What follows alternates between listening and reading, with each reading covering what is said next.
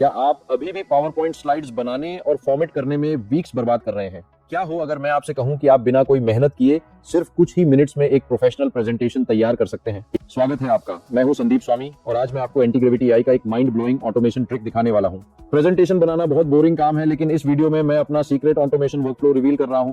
मैं आपको दिखाऊंगा कि कैसे सिर्फ एक फोल्डर बनाकर उसमें अपनी डेटा फाइल्स डालने से एआई एजेंट अपने आप उसे पीआरएच कर आपके लिए एक शानदार पीपीटी जनरेट कर देता है। इस वीडियो के अंत तक आपके पास अपना कीमती समय बचाने का पूरा ब्लूप्रिंट होगा, इसलिए वीडियो को बिल्कुल भी स्किप मत ना, ट्यूटोरियल का एक एक सेकंड ध्यान से देखें। चलिए शुरू करते हैं। दोस्तों देखो, ये पीपीटी मैंने एआई से बनवाई है।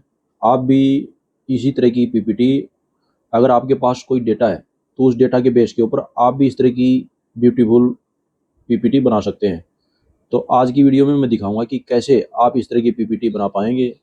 आपके पास डेटा होना चाहिए और वो डेटा का आप किस तरह प्रयोग करके इस तरह की खूबसूरत पीपीटी बना सकते हैं। हमें सबसे पहले अपने क्रोम में आके एक सॉफ्टवेयर डाउनलोड करना पड़ेगा जिसका नाम है एंटी ग्रेविटी। ये एंटी ग्रेविटी गूगल का ही प्रोडक्ट है।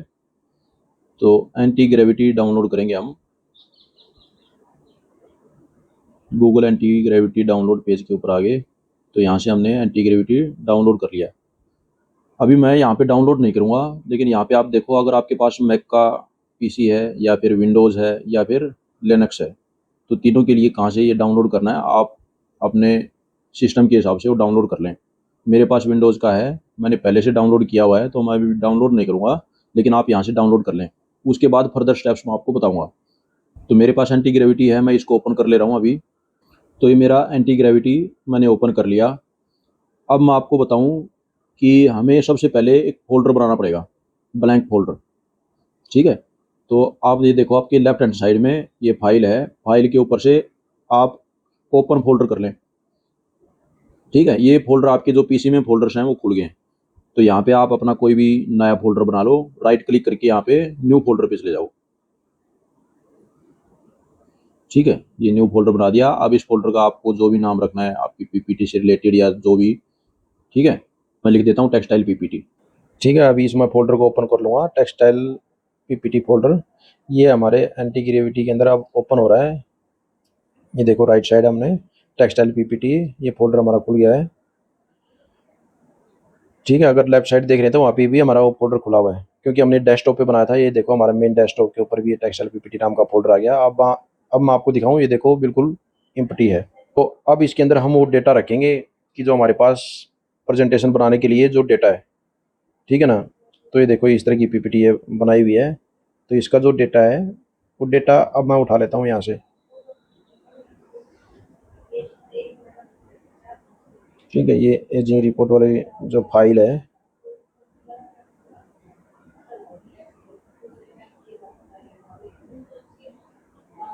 ठीक है, एजिंग रिपोर्ट डेटा वाली जो फाइल है, मैंने इसको कॉपी कर लिया और जो हमने नया फ़ोल्डर बनाया है टेक्सटाइल पीपीटी का, इस फ़ोल्डर के अंदर पेस्ट कर लेंगे। ठीक है ना? ये पेस्ट कर दिया हमने। तो हमारे जो नया फ़ोल्डर बनाया उसमें ही हमने सेव कर लिया। ठीक है ना? अब अपने एंटी ग्रेविटी के अंदर आ गए। ठीक है ना? ये अलग-अलग मॉडल हैं इसके अंदर, कोई भी आप सेलेक्ट कर सकते हैं। मैं अभी जेमिनी का फ्लैश मॉडल यूज़ करूँगा, क्योंकि बाकी की अगर देखें तो मेरे पास टोकन्स ख़त्म हो चुके हैं। ठीक है ना? वो लिमिटेड टोकन्स मिलते हैं जेमिनी की तरफ से, तो और जो फ्लैश मॉडल है वो उसके टोकन्स ज़्यादा मिलते हैं। वो एक फ्री मॉडल है। तो अभी एंटी ग्रेविटी में हमने आके ये प्रॉम्प्ट दे दिया कि मेरी फाइल है एजिंग रिपोर्ट डेटा, और उसके अंदर एक शीट है, एजिंग रिपोर्ट डेटा ही नाम है उसका भी। तो आप उसको रीड करो। ठीक है? तो यहाँ पे दोस्तों मैं आपको बताना चाहता हूँ कि आपकी पीपीटी के अंदर जो डेटा है, वो क्या डेटा है, वो थोड़ा इसको बता दें कि मेरे पास ये डेटा है, कौन-सी इंडस्ट्री का है, आप क्या करवाना चाहते हैं। तो मेरे केस में मैं इससे करवाना चाहता हूँ कि मेरी जो आर्टिकल्स की लिस्ट है, उसके अंदर जो डिले केसेज़ है, जिसके 3 दिन से ज़्यादा टाइम लग रहा है, वो कम करना है। ठीक है ना? तो मैं उसको उसी तरह का यहाँ पे प्रॉम्प्ट दूँगा। अगर आप यहाँ पे ये सोच रहे हैं कि मेरे को तो पता नहीं है कि क्या प्रॉम्प्ट देना है, समझ में नहीं आ रहा कि आगे कैसे निकालना है। ठीक है ना? तो मैं बोलता हूँ कि आपके पास एक एम तो है ही ना, आपको क्या प्रोजेक्ट मिला है। तो आप क्या कर सकते हैं कि आप जिस तरह चैट जीपीटी यूज़ करते हैं या फिर जेमिनी का नॉर्मल मॉडल यूज़ करते हैं, तो आप चैट जीपीटी के अंदर जाके उसको बता सकते हैं कि मेरे को एक पीपीटी बनानी है, और वो पीपीटी मुझे बनानी है एंटी ग्रेविटी के ऊपर। तो वहाँ पे आप डाल सकते हैं, जैसे नॉर्मल बात करते हैं, जो भी पीपीटी आपको बनानी है, क्या आपके पास डेटा है, क्या आप डेटा प्रोवाइड करवाओगे ग्रेविटी को, ठीक है ना। तो वो चैट जीपीटी प्रॉम्प्ट देगा, उसको कॉपी करके आप यहाँ पे पेस्ट कर सकते हैं। चैट जीपीटी आपको सजेस्ट भी करता है आगे आगे से आगे फर्दर, कि मैं आपके लिए ये भी करके दूँ, वो भी करके दूँ, ठीक है ना। तो आप फाइनल प्रॉम्प्ट के ऊपर पहुँचते हैं, वो फाइनल प्रॉम्प्ट यहाँ पे डाल सकते हैं।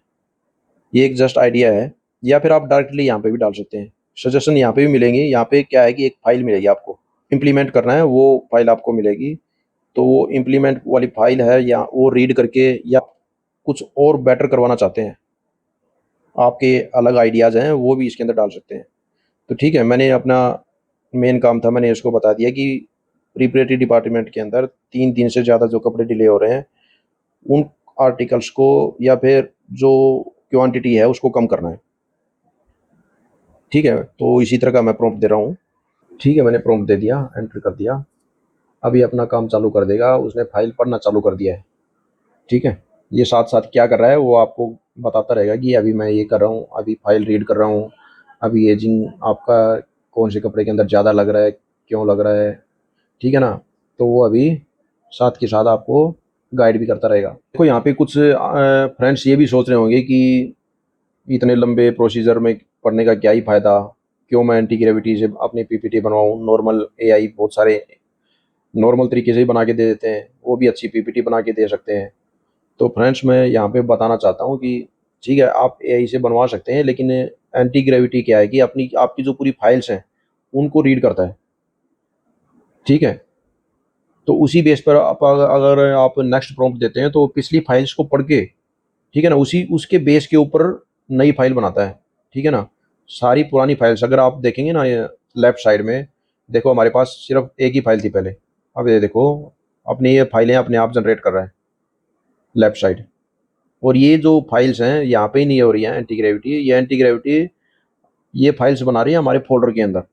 जब हम डेस्कटॉप पे जाके वो फोल्डर बनाया टेक्सटाइल पीपीटी का, वहाँ पे सारे ये फोल्डर सेव हो रहे हैं, सारी फाइल्स सेव हो रही है, ठीक है ना। अपना काम ये इजी करने के लिए कि अगली बार जब मेरे को नेक्स्ट काम करना है तो पिछली फाइल्स को पढ़ के फिर नेक्स्ट काम करता है। ये मॉडल्स हैं जो पिछली हमने क्या सेटिंग की थी, इसके साथ में क्या प्रॉम्प्ट्स थे हमारे, तो उसके बेस के ऊपर भी वो पीपीटी बनाता है। अभी इसके कमेंट्स ये जो प्रॉम्प्ट आ रहे हैं एआई की तरफ से, तो उसको पढ़ के मेरे को ऐसा लग रहा है कि जो मैंने पीछे जो हमारी पीपीटी बनाई थी, ठीक है ना, उसी तरह से वो आगे बढ़ रहा है। तो हो सकता है कि इसको पिछले प्रॉम्प्ट्स मेरे याद हैं और उसी तरह से उसी पीपीटी की तरफ आगे बढ़ रहा है। आपके केस में क्या है कि आपके केस में नया रहेगा या फिर नया नहीं है, तो आप यहाँ पे फिर से प्रॉम्प्ट दे सकते हैं कि आपको क्या है कि पिछली जो मेमोरी है उसको याद नहीं रखना है, यहाँ पे प्रॉम्प्ट दे सकते हैं, ठीक है ना। Please forget previous memory, let's make new PPT. इस तरह कोई भी प्रॉम्प्ट देके आप आगे बढ़ सकते हैं, ठीक है ना। तो वो पुराने प्रॉम्प्ट्स को फिर याद नहीं रखेगा कि क्या पुरानी सेटिंग थी, ठीक है। और नए नए सिरे से बनाना आपकी पीपीटी चालू करेगा। फ्रेंड्स ये मैंने पीपीटी कैसे बनाई वो मैंने आपको दिखाया है। हो सकता है आपको और भी बेस्ट तरीका पता हो इसका, तो मैं चाहता हूँ कि आपको जो बेस्ट तरीका है आप भी अपने फ्रेंड्स के साथ में बनाएं, आप भी अपने फ्रेंड्स के साथ में शेयर करें। क्योंकि मैं तो ये देखता हूँ कि अपने कुलीग्स को या अपने साथ जो काम करते हैं, जब कोई इंडस्ट्री के अंदर कोई प्रोजेक्ट बनाना होता है, पीपीटी बनानी होती है, तो उनकी दिमाग में टेंशन होना चालू हो जाता है कि मैं कैसे करूँगा, ये मेरे से तो होगा नहीं। ये मेरे साथ में भी होता था पहले, लेकिन अब नहीं होता है, ठीक है। तो मैं भी चाहता हूँ कि आप भी टेंशन फ्री रहें, आपको ये ना लगे कि यार मैं कैसे पीपीटी बनाऊँगा, ठीक है। ये है कि आपको ये बेस्ट आइडिया ज़रूर दे देगा आपको। बेस्ट आइडिया नहीं, बेस्ट सॉल्यूशन की तरफ भी आपको ले जाएगा। लेकिन क्या है कि वैसे ही फिर आपको प्रॉम्प्ट्स भी देने पड़ेंगे। आपको एक एआई को डायरेक्शन तो देनी ही पड़ेगी ना फाइनली। आप जैसी डायरेक्शन दोगे एआई वैसा ही आपके लिए वर्क करेगा, ठीक है ना। तो आपके अंदर कुछ थॉट्स तो होनी चाहिए कि मेरे को इस पीपीटी के अंदर कैसे आगे बढ़ना है, क्या एनालाइज़ करवाना है मेरे को, ठीक है। आपको सुझाव हाँ, एआई दे देगा आपको, ठीक है। लेकिन कौन से सुझाव मानने हैं, ये सही है कि नहीं है, क्योंकि वो ज़्यादा बेटर तो आप ही जानते हो अपनी इंडस्ट्री के बारे में, आपके डेटा के बारे में, ठीक है। तो वैसा ही हमें करना पड़ेगा पर डेटा, ठीक है ना। इसने ग्रेटर देन 3 डेज़ की पूरी फाइल है, कौन से डेटा को जब 3 दिन से ज़्यादा टाइम लग रहा है, सब उसने एनालाइज कर लिया है। अगर आप नीचे देखें कि ये भी बता रहा है कि ST8, ठीक है ना, या फिर जिसके लास्ट में C4, ठीक है ना, इस तरह की लगे हैं, उसके अंदर एजिंग ज़्यादा है। अभी आप मैं अगर देखूँ अपनी टेक्सटाइल शीट के अंदर, ये देखो ये कितने सारे फोल्डर, कितनी सारी फाइल्स हैं। ये सारी फाइल्स एंटी ग्रेविटी ने ही बनाई है, लेकिन मेरे को PPT वाला फोल्डर इसके अंदर दिखा नहीं कहीं पे। चलो देखते हैं, एंटी ग्रेविटी को ही पूछना पड़ेगा कि कहाँ पे वो फाइल है। ठीक है ना, यहाँ पे दिख नहीं रही है। यहाँ पे है नहीं। चलो वापस चलते हैं एंटी ग्रेविटी पे। एंटी ग्रेविटी को ही पूछते हैं कि कहाँ पे फाइल सेव किया आपने।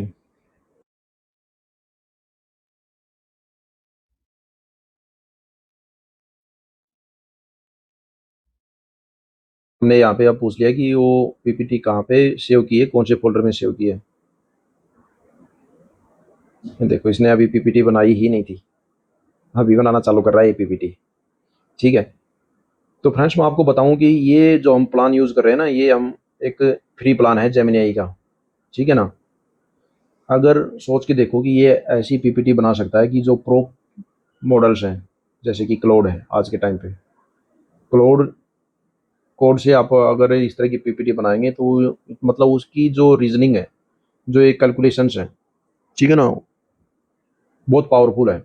उसकी थॉट्स मतलब वो बहुत ज़्यादा है, बहुत ज़्यादा अच्छे तरीके से वो सोच सकता है, बहुत ज़्यादा अच्छे तरीके से वो आपको और फर्दर गाइड कर सकता है। लेकिन क्या है कि उसकी जो टोकन्स हैं, उसकी लिमिटेशंस हैं, बहुत कम टोकन्स देता है। उससे क्या है कि पूरी PPT बन नहीं पाएगी हमारी। लेकिन एक ऐसा तरीका भी है कि क्लाउड कोड के बराबर का ही एक AI है, मिनीमैक्स। ठीक है ना, वो अभी फ्री है। उसको आप किस तरह यूज़ कर सकते हैं, तो वो भी मैंने एक अलग वीडियो बनाई हुई है, वो मैं आपको बताऊंगा कि कैसे आप मिनीमैक्स का फ्री एक्सेस ले सकते हैं। ठीक है ना, तो ये देखो ये बना दी है PPT। और जैसे मैं बता रहा था कि इसने पिछली जो मेरे प्रॉम्प्ट्स थे ना उसको याद थे, तो लगभग वैसी ही PPT बना दी है इसने। लेकिन आपके केस में जैसे मैंने आपको बताया कि उसी तरीके से बढ़ के आप नई PPT या फिर अपने तरीके से बना सकते हैं। देखो कितने अच्छे ग्राफ्स, मतलब देख के ही समझ में आ कि डाइड कपड़े के अंदर, वाइट कपड़े के अंदर कहाँ पे डिले हो रहा है।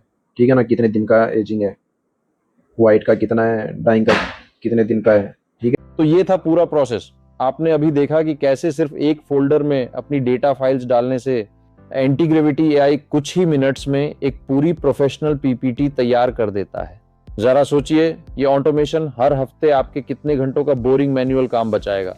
असल मायने में यही सच्ची डिजिटल आजादी है। स्मार्ट तरीके से काम करना चाहते हैं तो अभी उस लाइक बटन को दबाएं। इस वीडियो को अपने उन दोस्तों या कलीग्स के साथ शेयर करें जो अभी भी पुराने तरीके से प्रेजेंटेशन बनाते हैं। और हाँ, सब्सक्राइब बटन दबाकर नोटिफिकेशन बेल जरूर ऑन करें ताकि आप मेरा अगला ऑटोमेशन ब्लूप्रिंट कभी मिस ना करें। मैं हूं संदीप स्वामी। ऑटोमेट करते रहें और मैं आपसे मिलूंगा अगले वीडियो में।